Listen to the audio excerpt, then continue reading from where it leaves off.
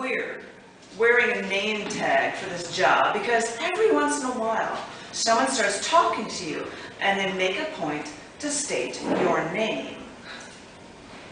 And that's when you realize you're suddenly at a disadvantage because you're just trying to do your job and this stranger keeps saying your name.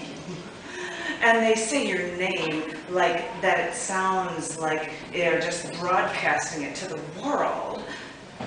You almost feel like you're in an interrogation room with a light in your face.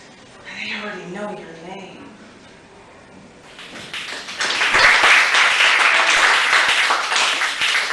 This one is called Physical Reactions to Emotional Traumas. Gotta get the name right, sorry.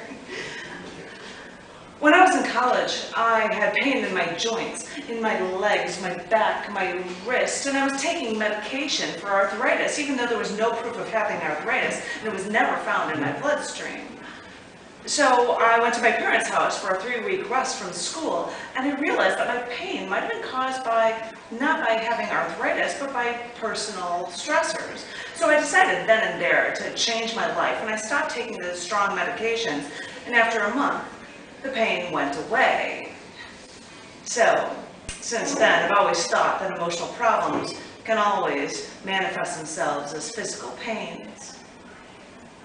I'm here in Florida at my parents' house again, helping my father after my mother has died. Because you see, in the recent months, my father has had what I call panic attacks.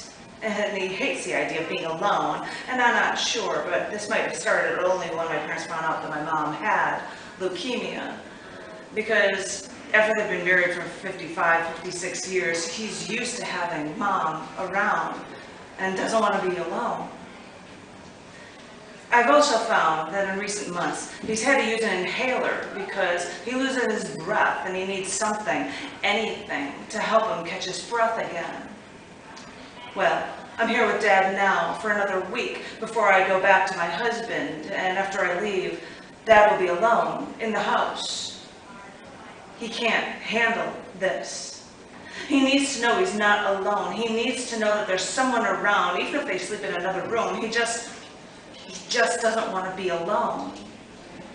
So my sister got a list of companies that provide companion care services. And my dad and I talked about what he wants, and he needs somebody around for the evenings after 5, and she'll sleep in another room. Maybe they'll wash clothes once a week, maybe cook a dinner. So it took him days to decide when he'd call for an appointment with a companion care place. And this morning, I heard him panting, breathing heavy, and he had to get the inhaler out, and when he eventually did, he actually said, "I don't know why this is acting up on me." And when he finally got his breath back, he said, "I should probably call that recommended place on the companion care list."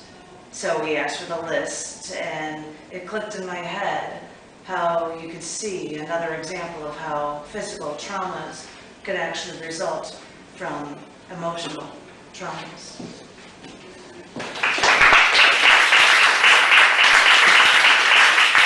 Now I can refer to overweight reasons. Thank you. An obscenely overweight woman parked the Kmart brand electric wheelchair at the front of the store while her fat daughter watched. Her son came walking over from the checkout line, who looked like he was 7 months pregnant, and he told her, "We're only 59 cents short of getting a Kmart $5 gift card." And the obscenely overweight mom replied, "Why didn't you buy a candy bar then?" And I thought of 3 overweight reasons why he shouldn't have, but I couldn't say it. I wouldn't say it.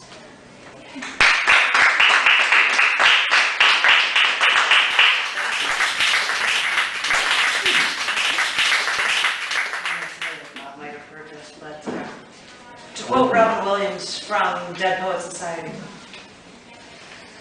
"We don't read and write poetry because it's cute. We read and write poetry because we are members of the human race. And the human race is filled with passion And medicine, law, business, engineering, these are noble pursuits and necessary to sustain life. But poetry, beauty, romance, love, these are what we stay alive for. To quote from Whitman, "Oh me, oh life, of the state questions that are the recurring, of the endless strains of the faithless, of cities filled with the foolish, what good amid these, oh me, oh life? Answer, that you are here, that life exists, and identity, that the powerful play goes on, and that you may contribute a verse. That the powerful play goes on, and that you may contribute a verse. What will your verse be?